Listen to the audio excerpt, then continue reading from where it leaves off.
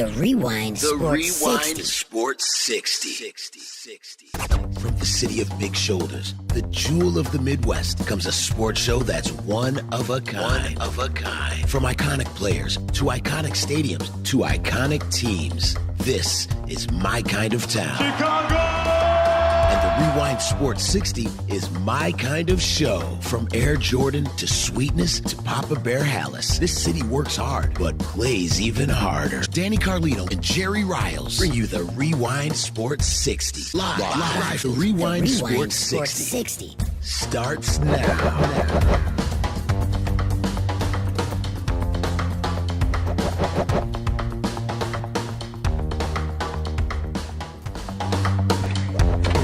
Welcome, everyone, to another edition of the Rewind Sports 60.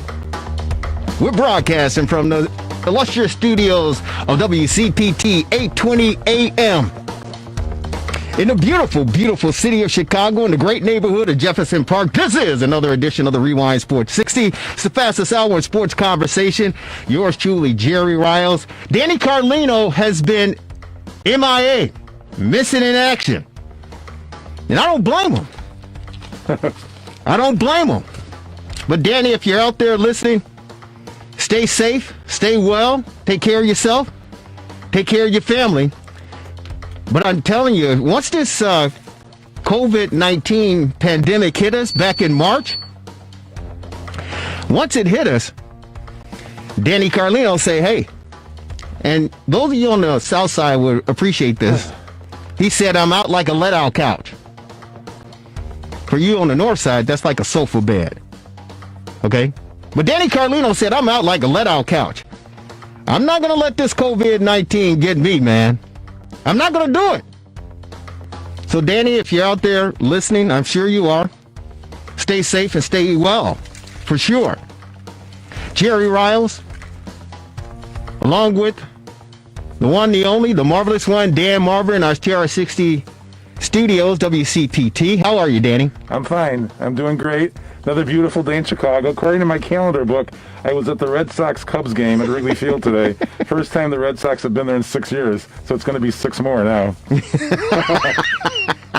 That's for sure. Hey, man, listen, baseball is in the air. Unfortunately, it's not on the diamond. It's not at the ballparks, but it's definitely in the air, and we'll find something out maybe by the end of the night. Maybe we'll find something out during the show. Yeah. But, well, thank God the DH will be universal. The Cubs are all set with Schwarber. Well, that's if everything. This is a real big stickler, and we talked about it, and a lot of people across the country have joked about it somewhat. Right. Frustration is in the air regarding what's going on with baseball, and some have said, hey, it's the owners against the players. Yeah. The billionaires against the millionaires. And the players have said, hey, you know what? We just want to play. Well, with anywhere between 15% and whatever unemployment, I don't think the general public will have much sympathy for that. No, they will not have any sympathy for that whatsoever. And Rob Manfred, the commissioner for Major League Baseball today, and happy Father's Day, by the way, to all of you fathers out there. All of you out there.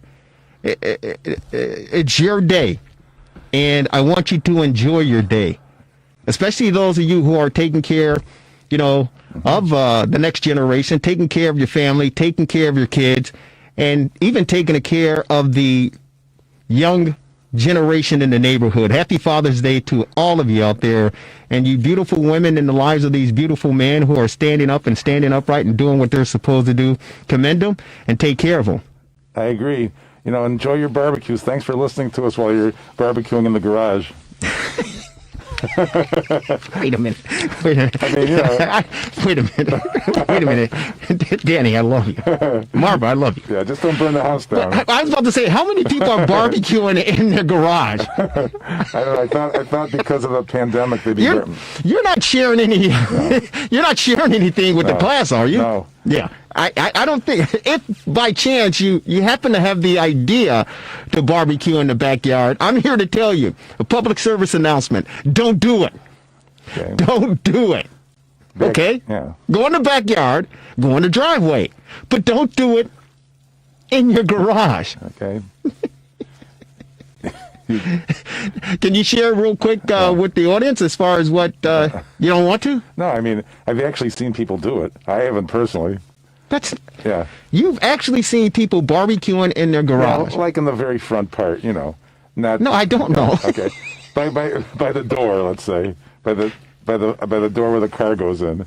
I've seen it, honestly. Who would do that? Why would you do that? What if it's raining, let's say? I don't know. Wait a minute. You've actually seen people barbecue in their garage because of inclement weather. I actually have.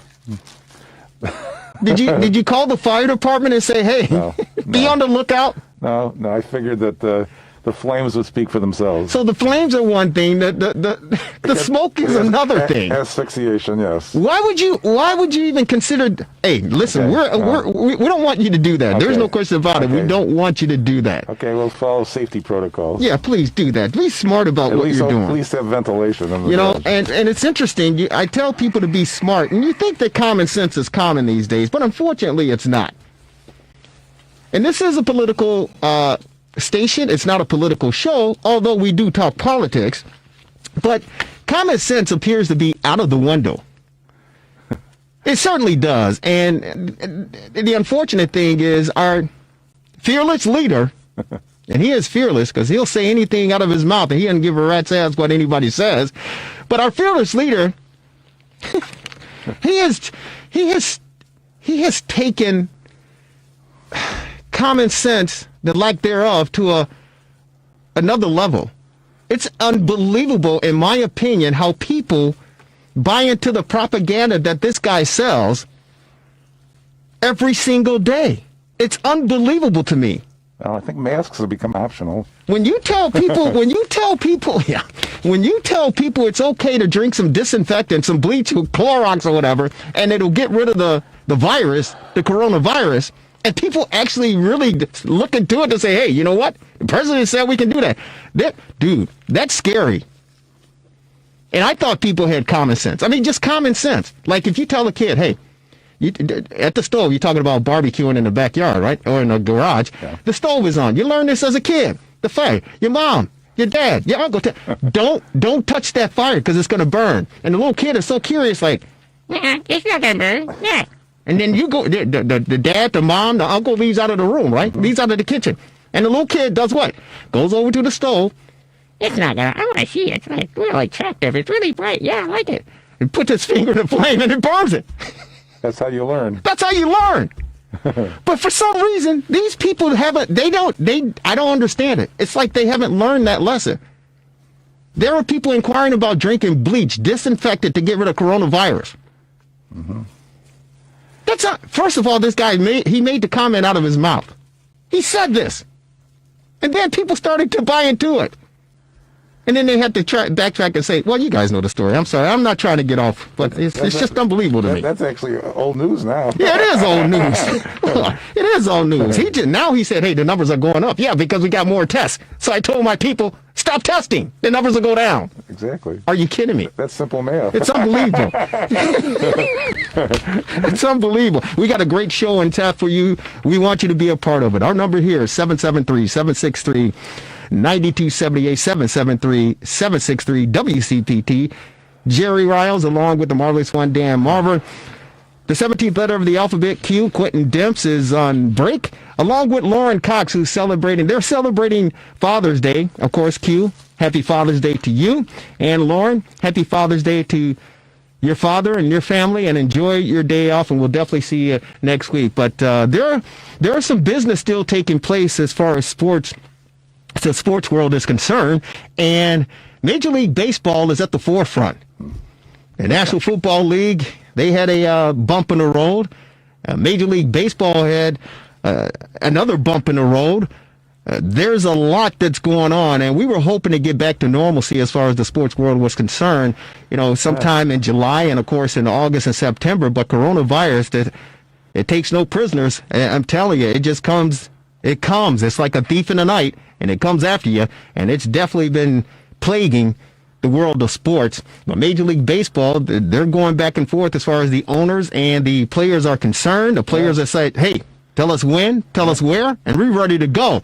The owners like, hey, not so fast. Not so fast. We got to iron some things out. We got to work some things out. Meantime, the clock just continues to tick and tick and tick and tick.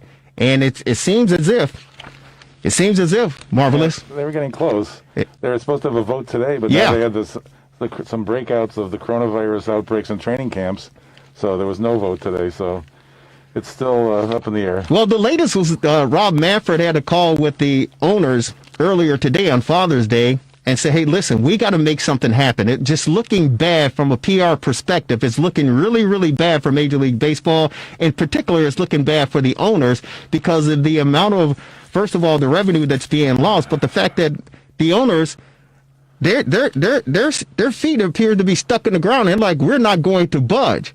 Whereas the players are saying, hey, you know what? We just want to get out there and play. We want to get out there and play. And Rob Manfred, basically in a nutshell, said, hey, listen, to the owners, you got to come up with something. We had a work stoppage before a few years back. You got to come up with something that's feasible to the American public and to the world to show that you're working together with the players to try to resolve this issue. Because if we lose this season, it's going to be very, very difficult to rebound from this. And so that's what I was expecting and hoping to hear something before the end of the day, because as we talked about, time is of the essence and the clock is ticking. And if baseball is not played without a fair attempt to try to get back out there, Marvelous. Yeah. It's been around for over 100 years, no question about it. It's going to be very, very difficult to bring the game back to the fans. Watching the Korean baseball on ESPN hasn't done it for me, but I did see that Addison Russell signed a Korean contract yesterday. Yeah, he certainly did. He did. He's on his way back, just a little bit more than $500,000. Yeah, $530,000. Yeah, and of course, congratulations to the Mount Carmel product out of Chicago South Side. Right. Ed, what is it? Ed Howard? Yeah, signed with the Cubs. Signed with the Chicago Cubs. What, $3.65 million, something like that. So congratulations to the young man, and I know the White Sox and the Sox fans were looking forward to having him play on the South Side, but he said, hey, whoever selects me in this past draft, I'll love them if they love me. It appears that if they do play, they're going to be regionalized with the Cubs, Sox, Cardinals, Brewers, all be together in one division, but we'll see what happens. Yeah, we'll certainly see what happens. Folks, on our TR60 hotline, he is definitely a friend of the program. You've heard him before. And, hey, if you're long in the tooth like yours truly, Jerry Riles, and, of course, the marvelous Dan Marvin, you've seen him pitch for your beloved Chicago Cubs on the north side back in the day. He's on our TR60 hotline. He's the one, the Hall of Famer, the only. He's Ferguson Arthur Jenkins. Fergie, how are you? Welcome to the program. I'm fine, guys. How you doing? Hey, man, you know what? We're doing as best we can. We're in, what phase is this now, Marvelous? Phase three? We're in phase 3 of this pandemic that has rocked this world way back in March, and we're slowly but surely crawling out of that dark hole that's been presented for us for, the past few months. And hopefully, we can get into the coast is clear, so to speak. But we're doing well for the most part. How are you? I'm doing good. Just staying home. Watching the news, looking at incredible things going on in the world. It's really unfortunate that the world is suffering in the way it is, and people are getting punished for it. You know what? You're absolutely right, and that's one reason we wanted to have you on the program, Fergie, and talk with you. Obviously, with what's going on with Major League Baseball, but I wanted to go a little bit deeper than that. For the simple fact, as an African American male playing in these United States, during the time that you were playing in the civil rights movement, the late 60s and the early 70s, you've seen your share of protests. You've seen your share of bigotry. You've seen your share of racism. You've seen, I would imagine, the full gamut. I want you to share, a story or two with our listeners here in Chicago and around the world who may be listening online or streaming live on Facebook Live. If you can share some of the stories that you experienced as a professional athlete playing for a great franchise in the Chicago Cubs, but in your travels from city to city during the regular season back during the 60s and the early 70s, what was life like for you and some of the other African-American ball players on the team, i.e. Ernie Banks and Billy Williams, along with Ferguson Jenkins? Well, I had more of my experiences happening in the minor leagues when I was with the Philly organization. I signed in 1962 and played in Miami, which was Class D ball, the lowest rung on the ladder. And there was 4 players of color on the team. A young fellow named Green, Reno Garcia from Cuba, Alex Johnson from Michigan, and myself from Canada. And we had a troubleshooter that's come in from time to time. Freddie Mason was his name. And he kind of gave us the riot act of where we could eat, where we could go. We could go to Miami Beach. So we lived on Biscayne Boulevard. But, we ate in certain places. I lived in a Cuban neighborhood, which was biracial, and players of color and people of color. And I didn't have any problem, except when we went on the road. We had to give our money to the white players if we stopped halfway from Miami to St. Pete or Tampa to have these fellas buy us our lunch or whatever and bring it back on the bus. But those things were something that happened in the minor leagues. The other story was when I basically got promoted to AAA with Dick Allen and Marceline Lopez and Richie Kittle. Another time, 4 players of color. Dick Allen bought a car in Little Rock, and they pasted that car full of different propaganda, whatever. I call it hate situations. But and Dick was going to quit. He was going to quit baseball and go home back to Pennsylvania. And his mother and a bunch of other people convinced him to stay. And he ended up being the most talented player on that Little Rock Ball Club, and got promoted to the big leagues that following year. You know what? That's a great story, because I know a lot of Chicago longtime White Sox fans on the South Side are happy that Dick Allen took the advice of his family and his mother and stayed in the game of baseball, because he had quite a illustrious career on the South Side playing for the Chicago White Sox. And he was an incredible specimen as far as athletes were concerned and a baseball player was concerned. My late brother, who's no longer with us, but when he was alive and he was watching, that's how I got into the White Sox.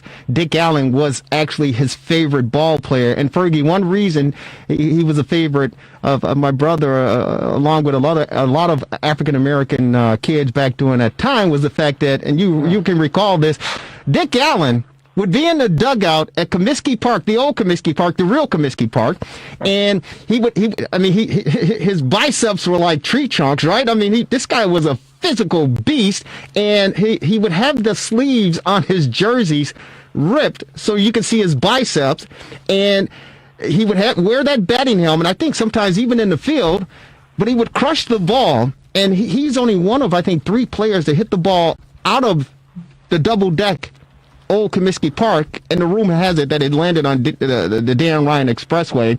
But what we loved about him is the fact that he'd go into the dugout and he'd smoke up a cigarette. He'd light a cigarette after crushing the ball, and he'd light up the cigarette. And he was kind of like a no-nonsense guy, but he was beloved on the South Side, and in particular by the black community, because of his alpha demeanor, so to speak. And so we're glad definitely that he played on the South Side with the Chicago White Sox. What else can you share with us? Because again, you pitched during the civil rights era, and we know, of course, what Bill Russell did back in the day with the Boston Celtics during that time. Of course, the great late Muhammad Ali and his stance, Jim Brown, what he brought to the table regarding fighting, for equal justice way back in the 60s during the civil rights movement. What was it like for Ferguson Arthur Jenkins pitching in Chicago during that time? Well, I was very fortunate enough to have some real early success. And people really enjoyed watching me pitch, and I had a lot of followers. I think the nice thing about it is I played all-day baseball in Chicago, which was outstanding for the Cubs. Mm-hmm. Be up early, 8:30, 9 o'clock, and go to the ballpark with Billy Williams or George Altman, and have to be there, dressed on the field at 9:15, and play the game, which was really, really exciting for me. Trying to prove myself to the Cub organization that I was worthy to be a major league ball player. The only one incident that Billy and I, and it was, I think it was maybe '68, when they had the Weathermen and a bunch of different Black Panthers acting up downtown Chicago, where Mayor Daley told the police force to run these people through Grant Park to the water. And after a ball game, Billy and I actually seen that happen, which was not amusing, but when you see people getting almost stomped to death by horses, you learn soon enough that Mayor Daley didn't mess around. Yeah, no, the original Mayor Daley, he did not mess around, and it's that's a long history and that's a long story in its own right. But when you look at that experience and what happened back during that time, and we fast forward to what's currently taking place here in this country and around the world regarding all the protesting and the Black Lives Matter movement, do you see a lot of similarities, and what differences do you see in comparison between the civil rights movement and the Black Lives Matter movement? Well, I played ball in the minor leagues, and Macon, Georgia was a tough place to play. Knoxville, Tennessee, Palatka, Florida. I think because of the fact that the Bill of Rights hadn't been passed yet. This was in the early 60s. Mm-hmm. So any kind of protest that happened, especially with students or people of color, you were going to get radicalized either by the police force with dogs or with billy clubs, and you just stayed out of the public areas. I mean, I felt safe at the ballpark, but there were a lot of times that people would let you know who you were because they didn't like you. But some of the minor league ballparks had chain link fence, so the fans are right on top of you, and they're really, really angry for no reason whatsoever, just because of the color of your skin. Yeah. Well, what about this young generation? I don't know if they call them Generation X or Generation whatever, the generation it seemed like they have taken the bull by the bull horns and say, hey, you know what, we're not going to take this anymore. And I was a young lad, back during the 60s when all of that happened here in Chicago and around the country. I remember, apartheid, when we were asking for corporations to divest their money out of South Africa because of the atrocities that were taking place there. But me personally, I've never seen a movement with this momentum and magnitude worldwide for as long as it's going on. What do you think about these young people taking matters, so to speak, in their own hands? Because that's how movements happen, and that's how protests happen with the younger generation. But this one, they seem a little bit more determined to succeed. How do you see it? I think it's just as you said, a movement. People are sick and tired of having so many people get radicalized from Hispanics, Japanese, black, white, you name it, because of the fact that the police force has a lot of power. Mm-hmm. They have ultimate power, and to have people get killed now, you have a recorder on your phone, and people are recording everything that's going on. So now all this stuff, even though police have their own recordings on their shoulder or in their vehicle, now people are seeing this. They're not standing for it anymore. Mm-hmm. I mean, too many people have gotten shot. What is it, the saying, death by cop, or death by police force. And unfortunately, people have had enough, and now you're having all these different groups get together, and they're just campaigning. And every city, I think it was like 126 or 28 cities, were having marches, and it's just letting the country know, and it's also worldwide, letting the country know that we got to stop this. If we're going to try to live together and do things that should be common sense, we got to change things. Yeah, Fergie, this is Dan Marver in the studio here. You're absolutely right with the advent of cell phones. That's changed everything. I can't believe that when people are being filmed doing things, that they continue doing them. I mean, that's unbelievable. You know, they talk about how to change things.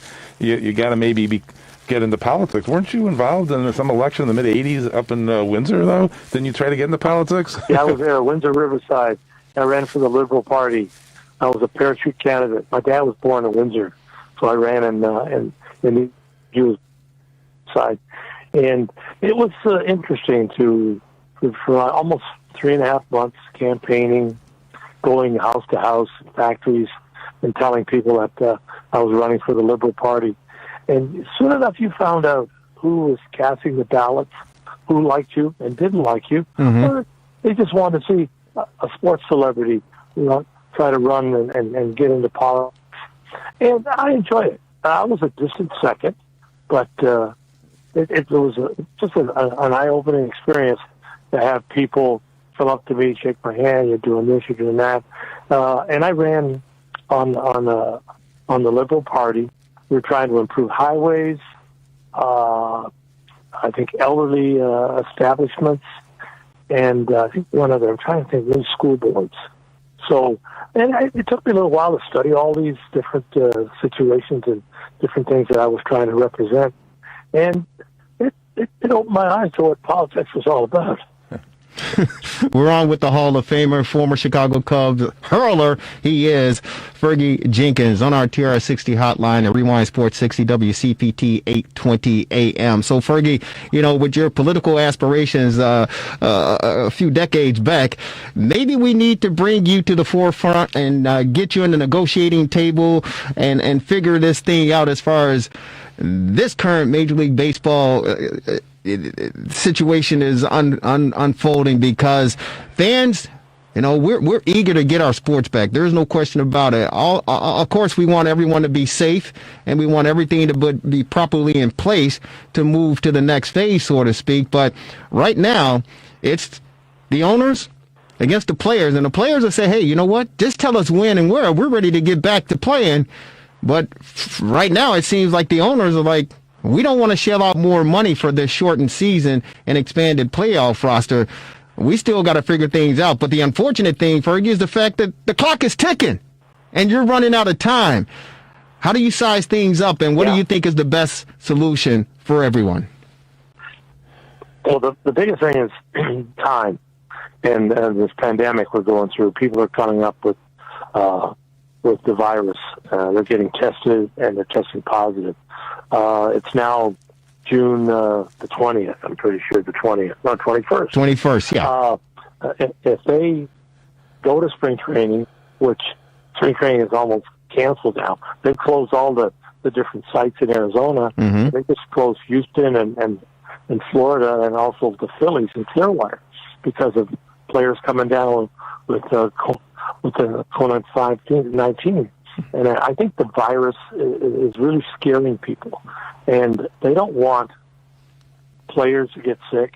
Can you imagine a top player getting put on a ventilator and being put in the hospital for months and months at a time, and then maybe not being successful of surviving? That could be the worst. I know that football, basketball, hockey, everybody would like to see sports back the way it was. But as of right now, it's not going to happen because people are scared. I believe they're scared. Fergie, in baseball, some of the managers are probably over 65 and have immune deficiencies, and then you have like Lester and Rizzo who have had cancer. So there's a lot of people that might be afraid to get exposed. Oh, definitely. I just think that safety first is the way to go, and it was going to take at least another month for players to get back in shape. And then you got the isolated incidents where they can't stay together. There's no fans in the stands. Just now, I'm in Texas. We're just now having people eating in restaurants, or they're eating in patios. I go to a grocery store on the weekends to shop, a service station, a Circle K, and I put a mask on. Mm-hmm. As soon as I leave the house, I put a mask on. And that's what's going to happen. It'll be kind of tough for players to play with masks on, and even the coaches, or you're sitting on the bench, and you got to be 6 feet apart. benches aren't big enough. Yeah. he'd have Won't be able to hold a runner. lining up the third and first base line because there's not enough room in the dugout. Right. Won't be able to hold a runner out at first base. You know? But Fergie, they're playing in right. they're playing in Korea. I mean, they got the fake crowd out there, the cardboard cutouts and everything. They're playing baseball in Korea. Addison Russell just signed a deal. I mean, it seems as if, if they take the proper precautions, that the game can move forward. But to me, it's more than just this shortened regular season, 2020, and the playoffs. This goes beyond this season into 2021. And it seems like that's where the real bargaining stalemate is taking place. Am I off base or a little off on that assessment? No, you're pretty much right. I think they got to come up with a serum that's going to combat what this virus is all about. And people want to be safe. People don't want to go to a ballpark and be sick. People that, instead in a crowd, that 6 foot distance or better is something that is very interesting. You can play with a mask on, you can play with a screen, but you don't want, and it's dangerous because of the fact that it's communicable. People talk to one another, and who knows, got the virus, who doesn't have it.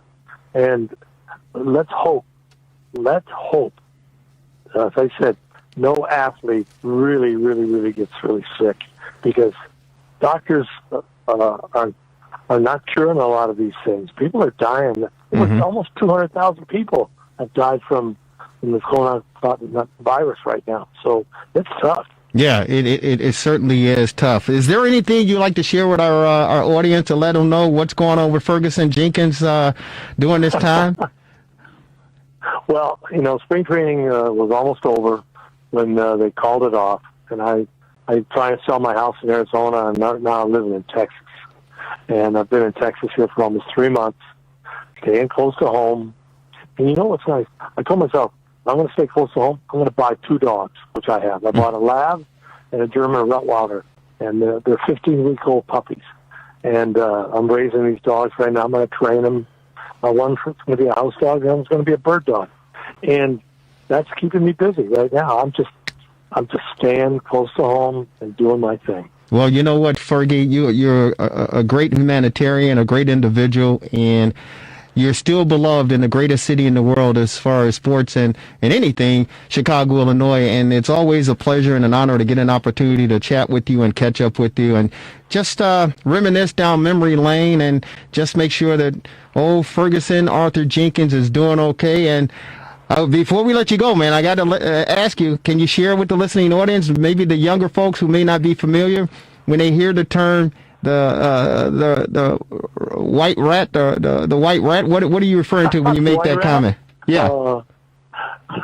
The late Andy Semenick was my first manager in Class D ball, and he called the baseball the white rat. He said, you got to be more intelligent than the rat and make it do what you want it to do. Make good pitches, make good decisions, and the rat will take care of itself. And for you, it certainly did. Hey, Fergie, real quick, before we spring you. Pretty good. Hey, real quick, I wanted you to say hello to a longtime iconic figure in the Chicagoland area as well. He's in the political world, and he's on our TR60 hotline. Congressman Danny Davis, welcome to the Rewind. How are you? I'm doing great, Danny and Davis, how you doing? Say hello to Ferguson Jenkins. Say hello to Ferguson Jenkins, Congressman. I'm a big Fergus Jenkins fan. I always did like those good right-handers who could throw that ball. Yes, indeed. Fergie, it's so good to hear you and know that you're doing well. Thanks for all the thrills that you gave to us in Chicago when you were out there on the mound. I go way back. And so you were an outstanding player and a gentleman as well. So thank you so much. I appreciate that. Thank you. Well, I enjoyed my time. The 10 years I played and the coaching time I had there was a lot of fun. Chicago's my second home for sure. Hey, Fergie, you're always welcome here in the greatest city in the world. We love you. Stay healthy, and we'll talk to you down the road. Hopefully we'll get a chance to talk some baseball in the next few weeks, okay? Let's hope so. Yeah, keep your fingers crossed. Take care, Fergie. Nice talking to you. On our TR60 hotline, Ferguson Arthur Jenkins, and we're pleased to welcome to the Rewind Sports 60 on WCPT 820 AM. He is Congressman Danny Davis on our hotline. Congressman, how are you? Welcome, and happy Father's Day to you. Well, thank you. Thank you very much. I'm having a great day. It's been wonderful, and I've had lots of telephone calls and well wishes and aftershave lotion. Well, it's well deserved, Congressman. It is well deserved, and we appreciate you picking up the phone and joining us on the Rewind Sports 60. This is a sports show, but there's not much sports to talk about. We're waiting to see what's going to happen with baseball. The pandemic has hit the National Football League as well as Major League Baseball, and so we're still trying to see if the National Football League is going to get underway. We were hoping to see the Bears back in camp in mid-July, and we were hoping for a regular season come this fall, but with this pandemic just taking no prisoners, Congressman, we talk sports, real life, entertainment, and politics. But on this Father's Day, we wanted to reach out to you and see how you were doing. And I was just wondering, Congressman, you were giving out certificates this past weekend for great fathers around the Chicagoland area and particular communities, and I didn't get my memo. I didn't get my certificate. What happened? Tell us about it. We did more than 200, and it's a fascinating kind of thing. And of course, I represent the White Sox, the Bulls, the Red Wings, and the Black Wings, and the Black Hawks, the Bears. All of them are mine, except the Cubs are a little out of my area. But all of the other professional sports teams in Chicago, I represent in my congressional district. So sports is a big part of everything that we do. We look forward to the seasons being reopened, and it's going to be a great year. We just have to. The University of Illinois is working on a vaccine. They're doing clinical trials right now. They're mine too, and so we're looking forward to good stuff. Well, it is. Yeah, it is. Oh, it's fascinating. We, for the last 8 years, have been taking children to the Sheridan Penitentiary to see their fathers so that they can stay connected with their families. Because of the virus, we couldn't make that trip, so we figured out another way of doing it. And so the Department of Corrections gave us the opportunity to communicate with every inmate in state prisons who wanted to hear the message that we conveyed to them. And then we decided that there were a lot of men on the outside who had done outstanding work as fathers. So we organized a way to give each one of them a certificate of appreciation and some shaving lotion. And that of course was the this and weekend. Some razor blades. Good. And razors, and they drive by in their car, and so 200 plus of these lined up in their cars, drove by a spot where we had, and we just give them their certificate. Many of them got out, and we took a photograph with them, because fatherhood is so important to the continuation of our society, and we wanted to let fathers know that. And that's what we did on yesterday, and we had a wonderful time doing it, and we're just grateful that we had the opportunity to do it. That was fantastic. Of course, it kicked off this weekend, Black Fathers Matter, and of course the census event sponsored by Congressman Danny Davis. I say you're an iconic political figure here in the Chicagoland area. You're definitely a blessing, and you have helped so many people and touch so many lives, and we appreciate the service that you provide not only to the local communities but the entire city of Chicago and the state of Illinois for the work that you do as a Illinois congressman. I got to ask you regarding what's going on with this pandemic and the fact that, Major League Baseball are trying to figure things out. I believe I just got a notification that they're still fighting over the 60 games, and I don't know if that's going to happen.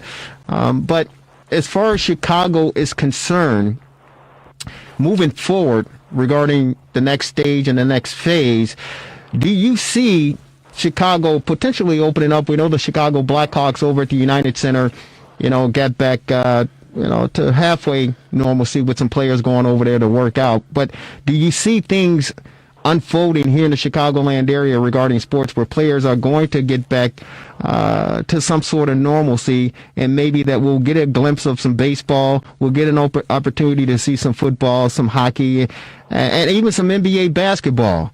How do you see things unfolding? I'm very optimistic. I mean, I'm a great sports enthusiast, but I'm a health person first. Mm-hmm. Health is wealth, and we've got to get the virus arrested.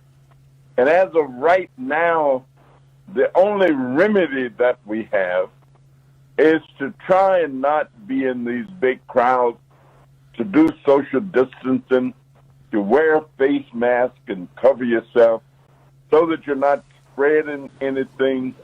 But I think we're on our way. And see, in my district alone, there are 24 hospitals. I have 24 hospitals in my district. So we talk health every day. Health is you can't do without it. So let's get the virus arrested. Then let's open up the economy. And I think we're going to do that. We're going to arrest it. We're going to open the economy. We're going to get back to a level of what I call normalcy. Both the White Sox and the Cubs are going to win pennants. The Bulls are on their way back. We got the two guys over with the Bears, and we're going to have a great year. Well, I love your optimism. Yeah. There's no doubt about it. This is Dan Marver. I'm one of your namesakes. I'm here in the studio. I was just going to ask you. I mean, you're running for re-election this year, aren't you? I've run my primary. Yeah. Generally, if you win a primary in Chicago, you're in pretty good shape. Yeah, I mean, I hear you. You're like me. I'm a little bit up there in years. I mean, you're a youngster at 78. So, have you been concerned about participating in any activities in Washington with the virus out there? No, I'm actually leaving tomorrow because I have a committee to chair on Tuesday, and I want to do it from there as opposed to doing it virtually from here. It will be virtual, but I'm going to Washington tomorrow. We try and observe as many of the rules as we can observe. And like I said, health is so vitally important until if you don't have it, you can have everything else in the world, and it still doesn't do you any good. So we want people to be as health conscious as possible, but we're going to lick this virus business. We've got great institutions in Chicago trying to find a cure and a remedy. All these great universities and medical schools, research institutions that we've got, we're going to be all right. So a little bit of patience until the timing is correct is what we need, and I think we're going to do it. I spoke with Mr. Reinsdorf the other day, and I told him that I was certain that he was going to have a good year with the Bulls because we got this young talent. We're going to be all right. We're going to be fine. Well, and what did Mr. Reinsdorf say when you told him that? He says, you come and get a front row seat at the first playoff game. Right. Well, Well, I hope that we get an opportunity to see some basketball. I know there's cases down in Florida.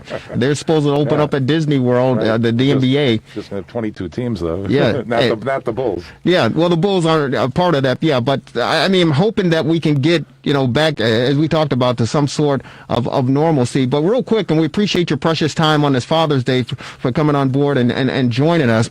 Regarding the pandemic and the virus, we understand that the numbers are escalating in the black and brown community. And one thing you preached just right now, being on the show, is health.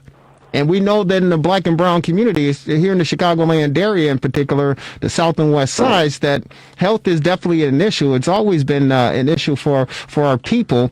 What kind of message, because of the diabetes and the hypertension and the heart conditions, the obesity, what kind of message can you send out, and are you sending out to the black and brown people to say you have to be extra careful about your dieting and your exercising, because this virus, it preys on the vulnerable when you talk about health? Let me tell you, you're doing as good a job talking about health as you do talking about sports. You are absolutely correct, especially for those most vulnerable populations, but quite frankly, for all populations. And we've got to put more resources into health care. We've got to do a better job of health education. We've got to make sure that people have access and that they have a way to pay for it. And those are things that we've got to do across the board. I really appreciate your sensitivity to that matter and the fact that you raised it and continue to raise it. And I thank you for being with you.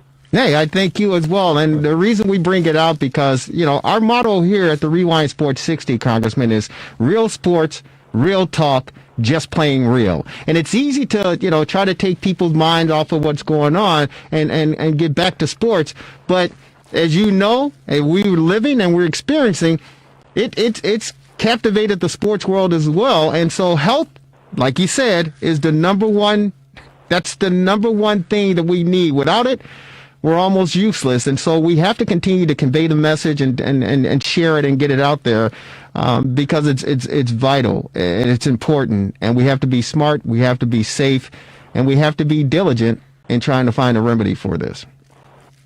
Well, thank you so very much. It was good hearing Fergie Jenkins, but I enjoyed the show. I even listen every once in a while.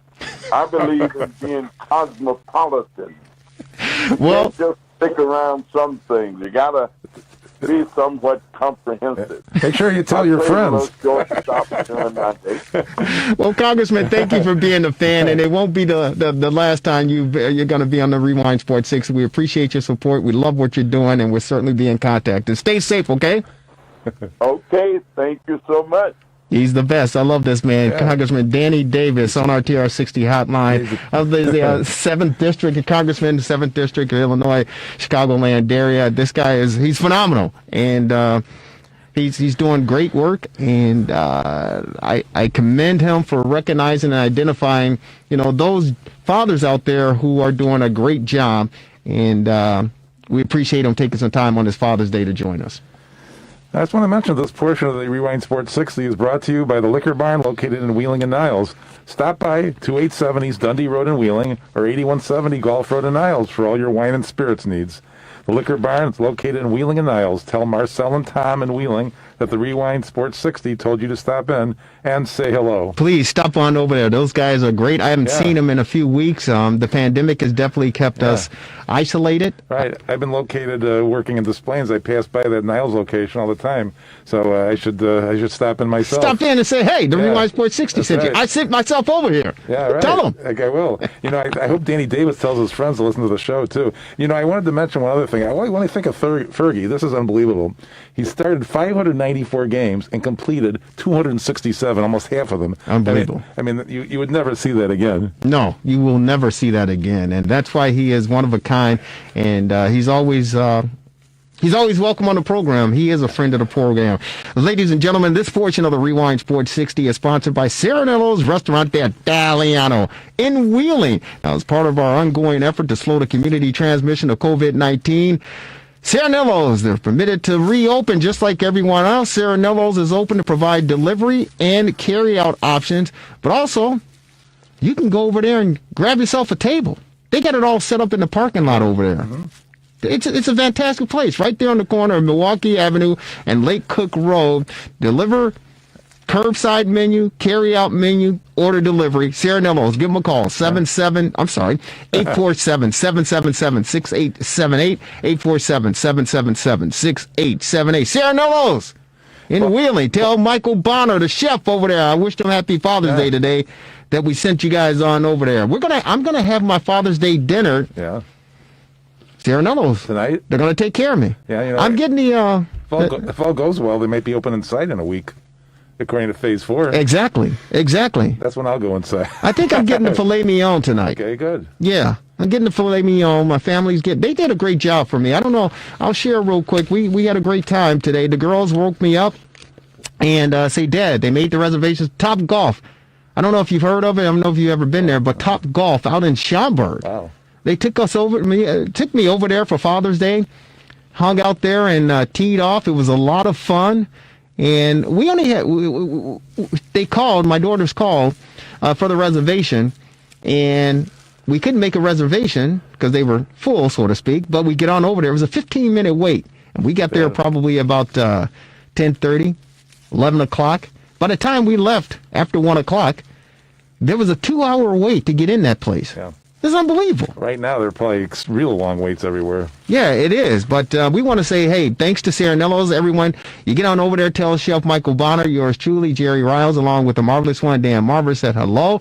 But if you're out and about in the Chicagoland area, the city and the surrounding suburbs, hey, support local. Support local. If you have to order out, if you carry out, you can dine out. Mm-hmm. But support local.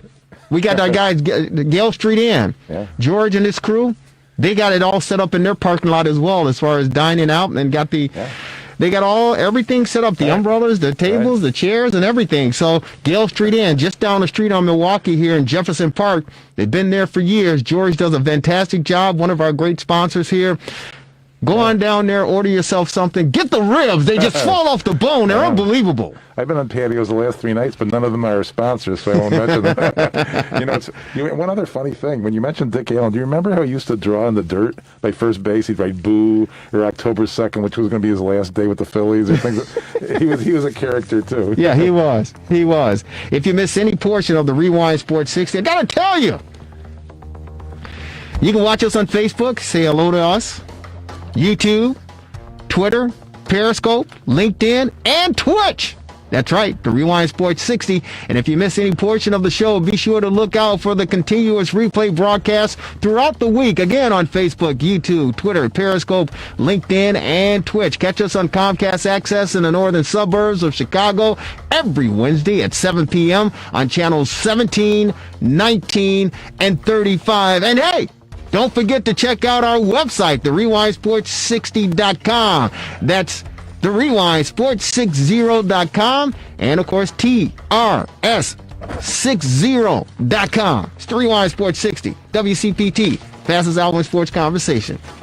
Thanks to the Marvelous One. Any last thoughts before we get out of here? I'm looking forward to being on the show without a mask someday.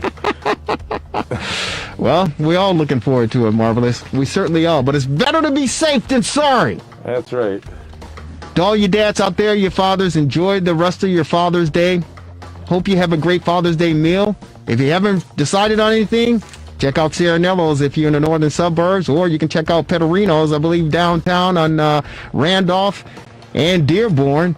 But any of the Let Us Entertain You restaurants will serve you very, very well. On behalf of the Marvelous One, Dan Marver, and of course the producer, Devin Tingle, yours truly, Jerry Riles, like to say thank you to our guests, Ferguson Arthur Jenkins, and of course the great Congressman Danny Davis. Have a great and safe rest of your Father's Day weekend. Have an enjoyable week. We see you on the radio, see you on social media, see you on the tube. Take care, everybody.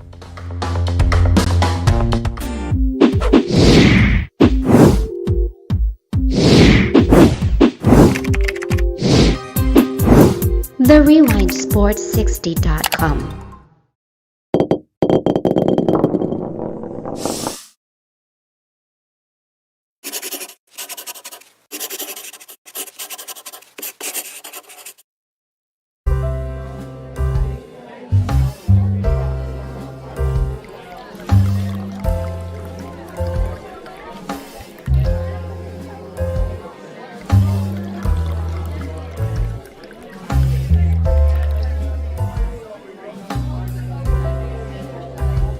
The rewindsports60.com.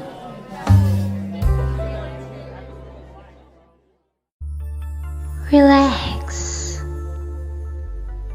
reset, rejuvenate.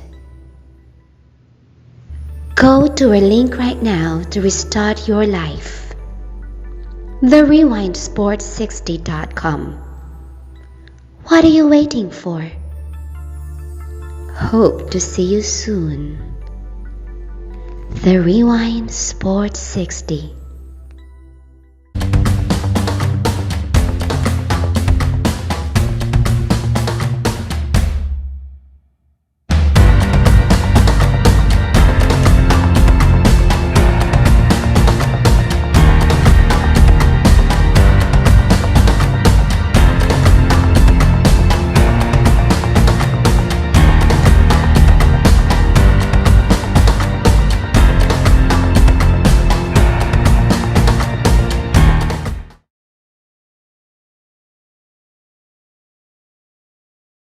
Take me out to the ball game, Hall of Famer Andre Dawson.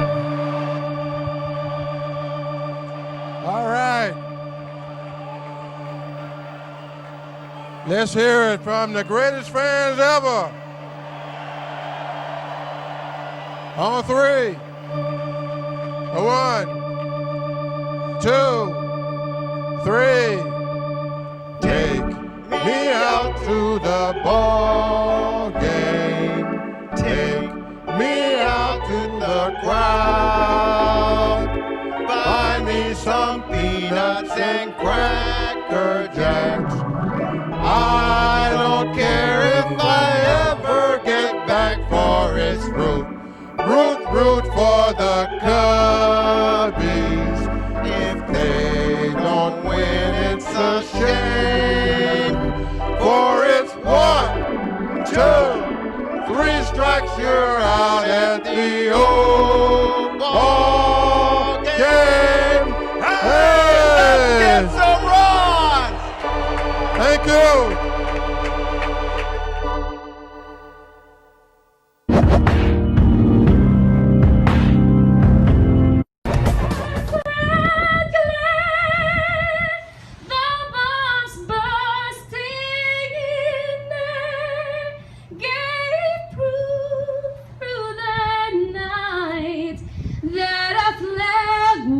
Still there. Oh, say does that star-spangled banner yet wave? All the